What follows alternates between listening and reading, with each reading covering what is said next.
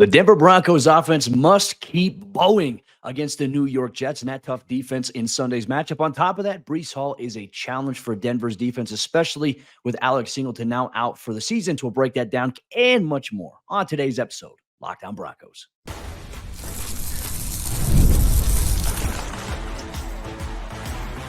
You are Locked On Broncos, your daily Denver Broncos podcast. Part of the Locked On Podcast Network, your team every day. What's happening, Broncos Country? Welcome into another episode, Locked On Broncos, your daily Denver Broncos podcast, part of the Locked On Podcast Network, your team every day. I'm Cody Roark, Broncos reporter from Mile High Sports, joined as always by Sayre Bedinger, site expert, predominantlyorange.com. You can follow me on threads at Cody Roark NFL. You can follow Sayre on Twitter at Sayre Bedinger. We cover the Broncos every day. You can check out our written work, milehighsports.com, and Sayre's over there at predominantlyorange.com as we go through our final game preview leading up to Sunday's kickoff against the New York Jets. What can you expect on today's episode of the show? Well, we'll dive deep into players to watch, keys to victory. We're going to take a look at the Broncos injury report here this week going into Sunday's game. Is there anything we should be concerned about? You're going to get all that here on today's episode of the show. I want to say thanks to all the everydayers out there in Broncos Country. Thanks for making us your first listen. Don't forget to subscribe or follow for free on YouTube, wherever you get your podcasts, so you never miss out on what's going on with the Denver Broncos. Sayre, my friend, hey, kickoff is just here in a few days. Obviously, the Broncos spending a majority of their week in West Virginia, and country roads are hopefully taking them home to the New York Jets here on Sunday and coming back home with what everybody in Broncos Country hopes will be a victory. Yeah, if the Broncos can get to 2-2 after this weekend, we're singing a lot different of a tune than remember, Cody, earlier in the week. I was telling you, having conversations with people jumping into my mentions on Twitter saying, I don't see another win on the schedule for the Denver Broncos. And now that they've beat the Tampa Bay Buccaneers, it's like, all right, so who are we going to go trade for at the trade deadline? You know, who do we got to pick up for this juggernaut that's going to make the playoffs? I get it. I mean, the emotions, they swing back and forth, the pendulum of a season. But, man, how big would a win be to close out the month of September, especially going on the road to get 2 victories against 2 quality opponents? This is a huge week for the Denver Broncos here against the New York Jets. And I can't help but think it starts with Bo Nix and that offense keeping the rhythm that we saw in week 3. Well, yeah, let's get into our keys to victory. I think for the offensive side of the ball here, Sayre, keeping it simple here, the offense has to keep bowing, right? We're using wordplay on going, but let Bo keep going here in terms of getting, I'd say rhythm in the passing game. I mean, I love the aggressiveness that Sean Payton had in week 3 against Tampa Bay, against a very good Buccaneers defense, coming out there and just slinging it. Now, I feel like this week definitely going to be a little bit more of a challenge against the New York Jets, who have one of the top defenses right now in all of the NFL. Obviously, Sauce Gardner will probably follow Cortland Sutton a little bit wherever he's at on the field. But this is where other guys like Josh Reynolds, Devaughn Vele, who could return this week, can get in the mix. Greg Dulcich, we really haven't seen the tight end position really used by Denver so far through the first 3 weeks of the season. This could be the perfect opportunity for a tight end game. But I think that for the offense, you got to keep bowing, get the offense in rhythm, try to get the run game going. Is Sayre Bedinger going to be the primary ball carrier? These are some questions that we have here, but everything starts with the offense here in terms of our keys to victory. It definitely does, especially when you're going up against a team like the New York Jets, right? One of the best teams in the NFL so far this season at getting pressure, right up there, I think, with the Denver Broncos in terms of overall pressure rate this season. So the Jets know how to get pressure on a quarterback, and they've got defensive backs and linebackers, quite frankly, that can make you pay for holding on to the ball too long or kind of giving away where you're going by locking into receivers. So it's going to be all the more crucial for Bo Nix and that offense to get humming early and get some, get not just cheap stuff against the Jets, right? But you want to make sure that you're scheming correctly against Robert Saleh if you're Sean Payton and this offense. It's not just going to be about, all right, we got to go out there and execute the offense. Now you're playing a bit more of a chess game than you were last week. Whereas last week, I mean, you're just trying to do anything that you can to get on track. This week, it's going to be a bit more of a chess match for the offense, Cody. And I think that the Broncos, maybe they've got some confidence going into this game against the Jets. And I feel like, man, they've got a chance to really make a statement in this game, as impressive as the Jets' victory over the Patriots last Thursday night was. Well, when you look at the Jets defense, when you look at statistical rankings so far through the NFL weekly release packet, they're the 7th ranked defense right now in terms of net yards allowed per game. They're allowing teams to have 280 total net yards. That's good for 7th right now in the NFL. They're 9th in total yards per play at 4.72. They are 8th in points allowed at 17.3. And they're a top 5 pass defense right now. Teams are only throwing for 150.7 yards through the air here. And obviously, I think that's a combination of the pressure that the Jets defense has been able to create, plus the playmakers they have in the secondary. They're the second-ranked defense in terms of sacks. They've got 14 on the year. You want to know where the Broncos are at? They're, I think, in that category, they're 5th. They have 11, so 3 sacks behind the Jets there. Good sign here for Denver's defense. But, you know, when you look at Denver's defense all across the board and you look at the offense, you know, you see a lot of green on the weekly release packet for Denver's defense. You look at the Jets, they are dominating almost every category outside of rushing yards. They're kind of allowing, they're 22nd right now, allowing 129 yards on the ground. So can Denver find a way to catch an over-aggressive defense with a couple of big runs? Sayre Bedinger broke off a 43-yarder last week. That's going to be key. But the biggest key, in my opinion, here, Sayre, for the Broncos to win this game is trying to slow down Breece Hall. Obviously, he is a workhorse. He can catch the ball out of the backfield at an effective rate. He's got really good speed, but he's a hard player to bring down. If you don't remember, the Broncos ran into that last year, opening play of the second half. He took it 70 yards for a touchdown after they did a really good job in the first half of kind of limiting him. So we'll see. That's going to be a big key here. That's the challenge, though, here about the Jets because, okay, Rodgers is looking healthy, and obviously he's coming off of a good performance. He only had 8 incompletions. I think he was 27 to 35. 281 yards and 2 touchdowns against a very good New England Patriots defense. You combine that with Breece Hall, like Denver's defense, they're going to have their work cut out for them this week, especially now with the loss of Alex Singleton at inside linebacker. Getting stops on those early downs for the defensive front is going to be crucial, especially early in the game. Like maybe the Jets will break off a run or two in this game. We hope that I feel like Breece Hall, every time he plays the Broncos, has like a 70-yard touchdown run. Broncos need to figure that out. Stop letting that happen in this game. But look, the two-headed running back monster of he and Braylon Allen, the rookie, the talented rookie out of Wisconsin, 4th-round pick, they've not necessarily been deadly for opposing teams this season, but those guys can do a lot of things really well, including create yardage after contact. So that defensive front is going to have to do its job to get these guys down and help protect those off-ball linebackers, as we're going to talk about later today, because, well, we don't know exactly who's going to be out there playing for the Broncos at off-ball linebacker, but your defensive front is going to have to do everything they possibly can to protect those guys and make sure that the Jets are forced to throw, as weird as this sounds, Cody, force the Jets to throw the ball a lot in this game and force Aaron Rodgers out of the pocket. I mean, the Jets offense right now is very balanced. They are the 3rd-ranked offense in terms of net yards and production. They're good balance between the run and the pass has them ranked in the top 10. Only 1 interception thrown by Rodgers so far on the season. Only 1 fumble lost. They haven't turned the football over a lot so far in the first 3 weeks. Granted, I think the fumble and the interception came in that week 1 game against the San Francisco 49ers. They're very good. They're the 1st-ranked offense right now on 3rd down, converting 56.7%, and they're the 3rd-ranked red zone offense right now in the NFL, 75% turning into obviously touchdowns there. So Denver's defense, they are going to have their work cut out for them here on Sunday. But who's in, who's out here for the Broncos? We take a look at the injury report this week. Despite the loss of Alex Singleton, Denver's got some good news on the injury side of things. We'll break that down and much more here on today's episode, Locked On Broncos. Today's episode of Locked On Broncos is brought to you by Robinhood. With Robinhood Gold, you don't need a silver spoon to eat up the financial favors of the 1%.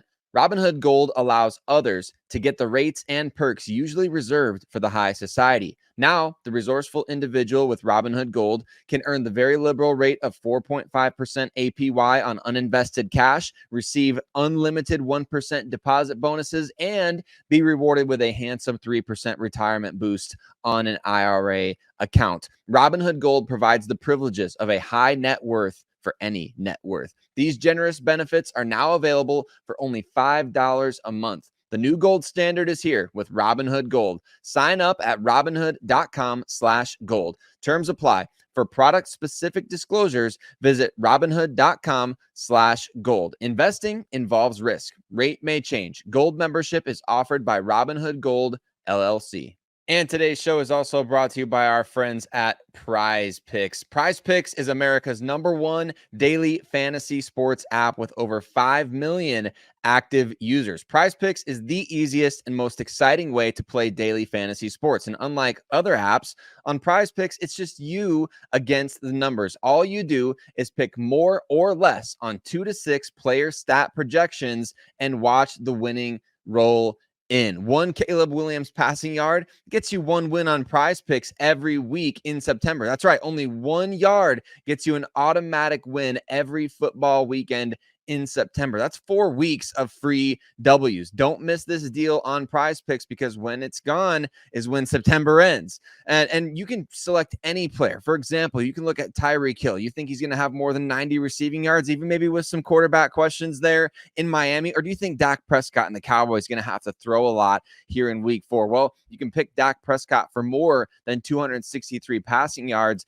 And if you want, you can maybe pick, Tyreek Hill for less than 90 receiving yards. Whatever you want to do, download the Prize Picks app today and use code LOCKEDONNFL and get $50 instantly when you play $5. That's code LOCKEDONNFL on Prize Picks to get $50 instantly when you play $5. You don't even need to win to receive the $50 bonus. It's guaranteed. Prize Picks, run your game.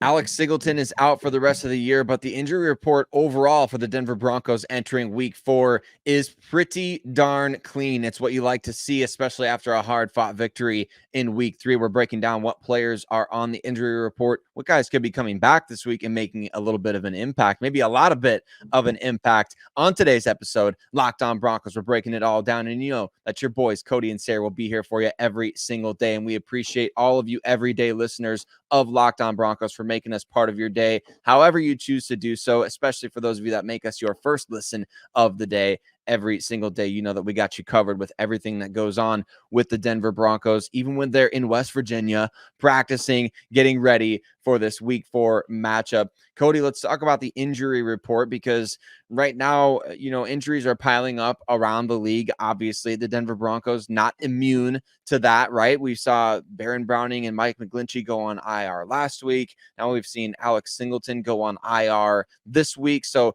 it's not like the Broncos are getting away scot-free in the injury department at this point. But the overall injury report for this particular game against the New York Jets, it's looking pretty good. It looks very promising. There's only 3 players that are listed so far here, and I'd say 2 out of the 3 are going to play and probably be very good to go here for Sunday's game. Let's start off with the person who's not. J.L. Skinner obviously suffered an ankle injury in the Broncos' second week of the season. The thing is he finished the game after the Pittsburgh game. He was able to finish it. I saw him in the locker room, said, "Hey, how's the ankle?" He said, "Hey, it's good. I'm fine." But then he goes to miss all of last week's practices, misses the game, and so far misses practice so far this week. I think his status is really kind of up in the air at this point as he's going through his recovery process. But that allowed us to see Tanner McAllister get activated from the practice squad to the game day roster here, contribute on special teams alongside Keidron Smith, who really has kind of been the quiet, unsung special teams guy that has stood out, in my opinion, Sarah. So far through 3 weeks, it's been nice to see, but it would be nice to have J.L. Skinner back, because JL early on was looking like one of Denver's better special teams guys, which was a promising development, obviously, as he continues to grow as a young player. But you look at him, we'll continue to monitor that. Like the special teams impact, you can supplement that with somebody else. We saw it this past week. It'd be different if JL was starting at safety, I feel like. But Nate Adkins, shoulder injury that he suffered in the Broncos win against the Tampa Bay Buccaneers, was limited early on in the week. He should be good to go. And our obviously good friend Josh Reynolds with the Achilles soreness that's really been bothering him since training camp. We've seen the trend, though, here, Sarah, where, hey, he's limited for the first 1 or 2 days of practice, full participant on Friday, plays in the game, does a really good job there. I honestly have no idea how the Broncos do it, but anytime I hear people talk about Achilles and soreness or calf soreness, I start to get a little bit of a concern about it. So far, that really hasn't seemed to impact Josh Reynolds too much in the regular season. No, it really hasn't. In fact, he's the leading receiver on the Denver Broncos this season. He's one of the top 20 in terms of, if you look at every team's top wide receiver in yardage this season, Josh Reynolds is actually in the top 20. So that's kind of crazy to think about, but he's been productive for this team. He's made some big plays in the passing game. So obviously you want to have him healthy, or as healthy as can be for this game. You want to have him available at the very least, because look, when your team is struggling at the skill positions, you don't want to take away one of the guys that's producing consistently, which we saw when Devaughn Vele went down, Cody. I know it wasn't the most explosive week 1 for him, but 8 receptions. I mean, he was catching everything thrown his way, and we haven't unfortunately gotten to see him since that game. Devaughn Vele, the wide receiver, you and I have talked about this earlier in the week. Troy Franklin getting more involved in the offense, getting more targets.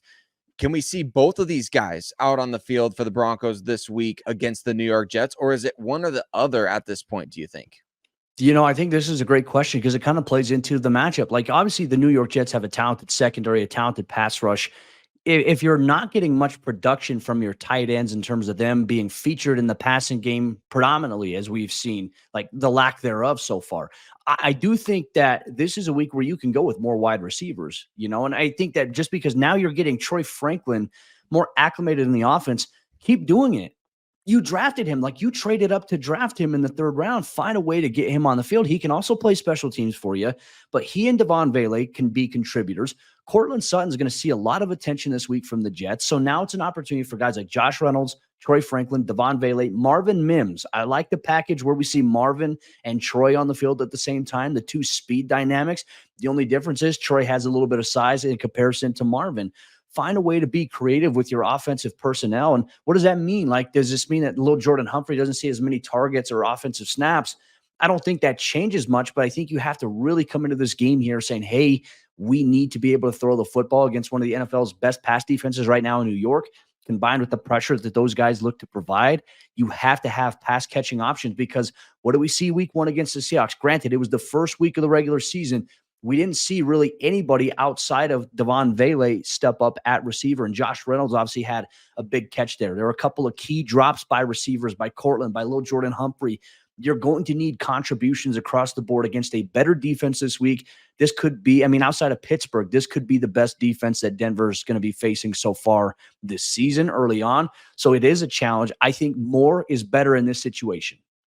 I do too. I feel like the Broncos need to have as many options as they possibly can have to throw. I know we talked about the personnel stuff kind of being maybe an issue in the early weeks, but you want to be able to throw as many different looks at the Jets as you can. And there's just not a lot out there on somebody like Devaughn Vele with how the Broncos want to utilize him and what Sean Payton sees as the vision for him. So I think he can be a real asset in that regard. And I believe you're right, Cody. If you're not going to involve the tight ends in the passing game, you need to get guys out there. You kept all these big receivers. You wanted to have this big group of wide receivers. Might as well throw those guys out there and see what they can do against this Jets secondary. Because you know what? When you have big receivers out there on the field, if your quarterback can at least give the guy a chance with the ball in the air, that's why you keep the big receivers, in my opinion. It's not just to have them out there blocking. It's not just so they look good coming off the bus for the game, right? It's because you believe that if you throw the ball in their direction, there's a better chance they're going to come down with it.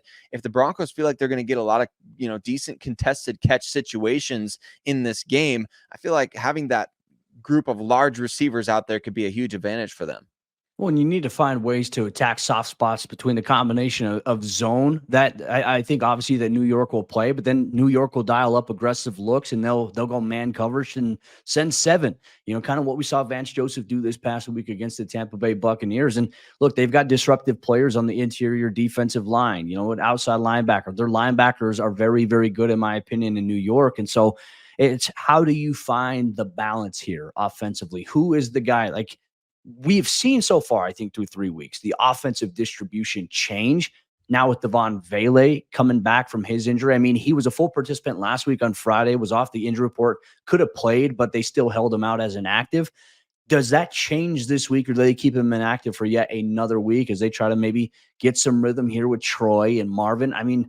I don't know what the game plan is. Sean's obviously not going to tell us. We're not going to know this really until Sunday's game when you start to see who's inactive and, who's on the field, I think, early on for the team.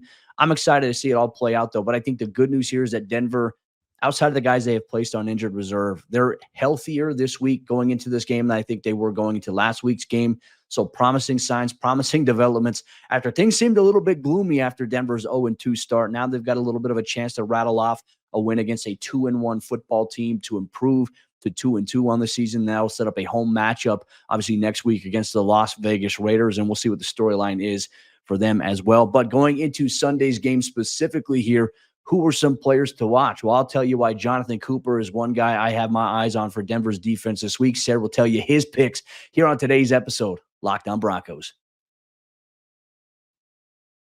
Today's show is brought to you by FanDuel. Hey, NFL fans, you can start the season with a big return on FanDuel, America's #1 sportsbook. So when you get a hunch in the middle of a game, you can check out the latest stats, view live play-by-play, and so much more on the same page where you place your bets. So you want to go and check out what the Denver Broncos, they're 7.5-point underdogs this weekend against the New York Jets on the road. Might want to check that out, as well as some individual player props, maybe some Bo Nix, and maybe some Tyler Beatty stuff. If you're feeling what Tyler Beatty did after last week, carrying the ball 9 times for 70 yards. But check out FanDuel, and you'll get started with $200 in bonus bets guaranteed when you place your first $5 bet. That's FanDuel.com. Who are our players to watch going into Sunday's game against the New York Jets? We'll take a look at some offensive players and defensive players in Broncos country. We want to know who your players are that you have your eyes on specifically in Sunday's 11 a.m. Mountain Time kickoff against the New York Jets. Real quick, want to say thanks once again, Broncos country, for taking time out of your day to tune in, to listen to us, or to watch us talk about all things Denver Broncos, your favorite team. You get that conversation here, Locked On Broncos. Thanks for making us your first listen every single day. We appreciate you so much here. Sayre, I want to open things up with you first. I know I kind of mentioned Jonathan Cooper already. I kind of spoiled who I was going to talk about, but who is a player that you have your eye on here in this week's game against the Jets? I mean, you look at offensively, defensively, some different matchups that could be very fun to key in on here. But in terms of players to watch, who has your eye?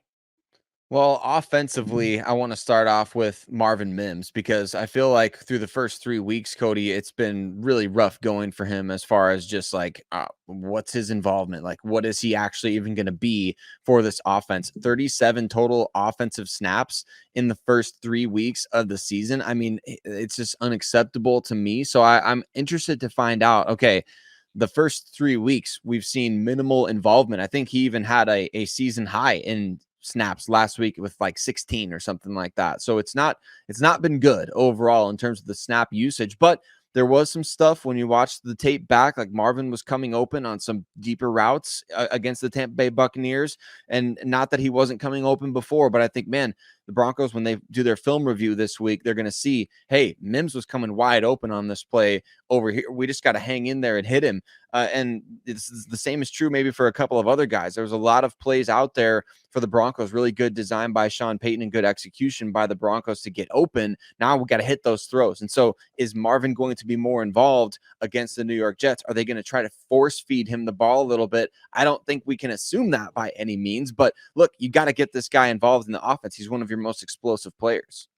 Yeah, no, 100%. And look, we heard it all last week. Like, I mean, not last week, but last year. Like, we need to find a way to get Marvin the ball. Even Sean Payton is saying it. But then it's like, Sean, you're the coach. You guys are designing like the schemes. And it's like, I understand you don't go into a specific play out there on offense lining up against a specific thing, because you're never going to get like the perfect, I would say, defensive front that you're like, hey, this is our time. We're going to run this play now. It's just about flow and rhythm. It's like, okay, when you rotate personnel at the rate in which Denver does, how can you maximize opportunities when Marvin is on the field, when Troy Franklin's on the field? How do you complement other guys like Cortland and Josh? I agree. I mean, I love the designs that you had mentioned there. Specifically, there was that one route that Bo Nix had thrown to Troy Franklin where Troy couldn't get both feet in. You can maybe have argued Troy could have gotten upfield vertically a little bit more, or Bo could have thrown it just a second sooner, and then you have a big play. That was created open because of Marvin. Marvin exploded vertically off the line of scrimmage, got through contact by Zion McCollum, and was able to run a post that drew the safety over. And all of a sudden, Zion McCollum is still looking in the backfield. Troy Franklin's coming over wide open. And it's like, all right, you got to hit those plays. So Marvin can have an impact on the game, even if he's not getting the ball. Do more of it, because it is opening up some things for your offense. And I'm excited to see if that continues to evolve a little bit here. I like your pick. My pick, I'm going to go on the defensive side. I'm going to go with Jonathan Cooper, obviously leading the team in sacks right now with 3 sacks on the season. He's been off to an impressive start for Denver's edge rush group. He's really kind of been the headliner there in terms of his pressure looks. He manhandled Tristan Wirfs on a couple of reps, and he manhandled him on the one where he got one of the sacks that he had on Baker Mayfield. Going into this game, Jonathan Cooper needs 1 sack, Sayre, to record the most sacks in the first 4 games of a season by a Bronco since outside linebacker Von Miller did in 2021, where he had 4.5. So Coop's going to have to get involved here early on. We saw Denver's defense rack up 7 sacks last week. Aaron Rodgers against the Patriots was sacked twice.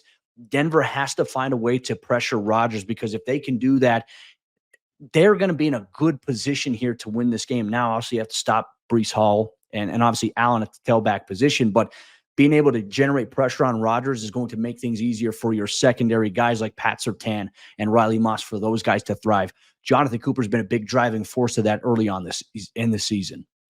He really has been, Cody. He's coming for that bag, right? I mean, the Broncos, they, unfortunately for Jonathan Cooper, they don't have a super early bye week this week. It's later in the season, but man, you can't help but feel like Jonathan Cooper his agent might get a call during the bye week and say, hey, Cooper's been having a really great season. How much do you want, for him going forward? I wouldn't be surprised if he's an in-season contract extension type of guy, Cody, as the Broncos hopefully try to keep him out of 2025 NFL free agency. So can't wait to see him hopefully break that number, because as we've talked about a number of times, you mentioned Von Miller. I think the last time the Broncos had anybody reach double-digit sacks at all was Von Miller and Bradley Chubb back in 2018. So it's been a while.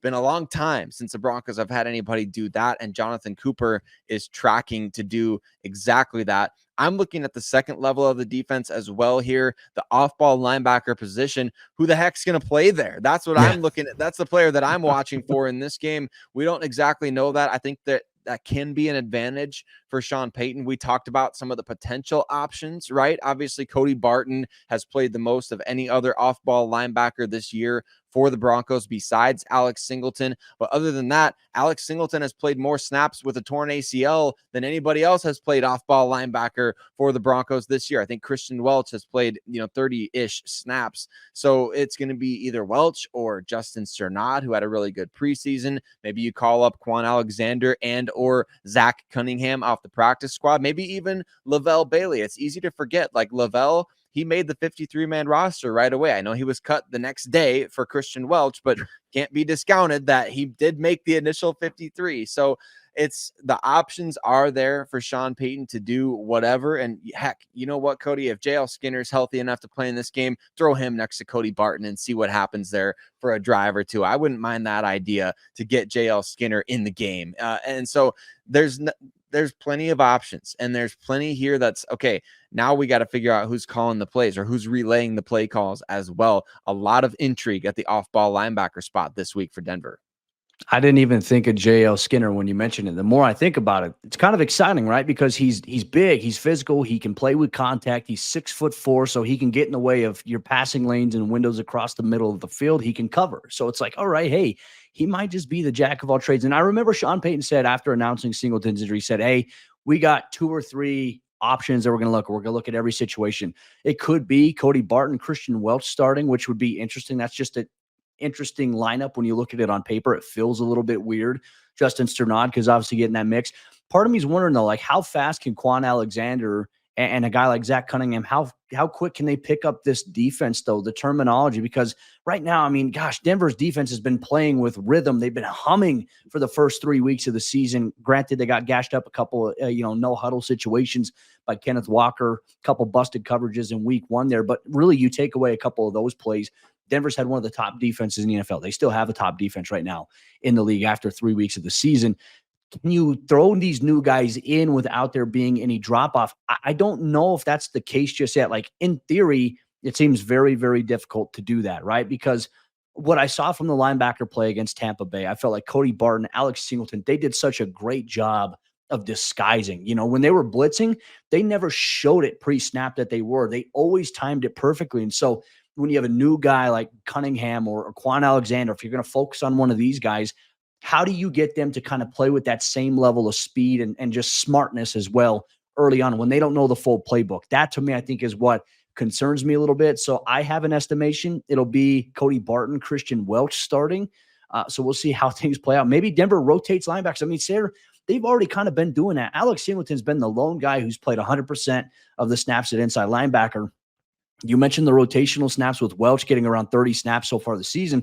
He didn't play a single defensive snap last week against Tampa Bay. He played special teams only. Cody Barton played 54% of the team's defensive snaps against the Tampa Bay Buccaneers. So they deployed Levi Wallace in the dime a little bit. They dropped outside linebackers back into coverage on different disguise looks, and that kind of countered maybe some of the personnel of other guys not playing as much. So part of me wonders, is it a game plan thing based on the formations, the type of offense that the Broncos will be playing? Maybe, possibly. But the fact that they haven't had a solidified, this is the other guy next to Alex Singleton, linebacker, that's concerning now that Singleton is out of the mix. Which gives maybe a little bit of an edge to Justin Sternad in terms of, hey, you're the only guy that was here last year as well, right? He's the only guy that's currently available at linebacker who has been with the team in both of Vance Joseph's first 2 years as defensive coordinator, right? So that's a huge advantage in his favor right now in terms of, all right, you want to keep this defense playing fast. You want to keep them reacting instead of thinking after the ball is snapped. Maybe Sternad is the guy to go out there and do it. I just find it interesting that, like, okay, you rotated Christian Welch in against Seattle back in week 1 with Cody Barton. And so does that really speak volumes to where the team is at on Sternad? Or that's where I just don't know right now. And I think it's creating not just confusion, but like you said, maybe some concern here about the level to which these guys are going to be able to play. But hey, Vance Joseph and that defensive staff right now, they've got to get in the bag a little bit more. We saw the creative looks against Tampa Bay. Now you're going to have to get creative in terms of personnel packages potentially to get the Jets, thinking a little too much out there when whatever they're trying to run, whether it's their running game or what. If you can win at the line of scrimmage, though, you and I said this in the offseason, I think the Broncos can dominate the line of scrimmage, especially going up against a rookie right tackle in this game. You got to dominate the line of scrimmage to protect whoever it is that's going to be behind those guys. We'll see it all play out here this Sunday as the Broncos travel on the road to take on the New York Jets. 11 a.m. Mountain Time kickoff in Broncos Country. You can expect it after the game, whether the Broncos win or lose. Sayre Bedinger, myself, we'll sit down. We'll break down the game. We'll react to it as well. Hopefully, it's a victory for Denver coming home from an East Coast road trip, as then they'll prepare for the Las Vegas Raiders in a home matchup throwback week as well. So we'll see the Broncos this week. Maybe we'll see the white jerseys, orange pants. Knock on wood. Hopefully that's the case here in Sunday's game. We'll catch you for the post-game report following Sunday's action.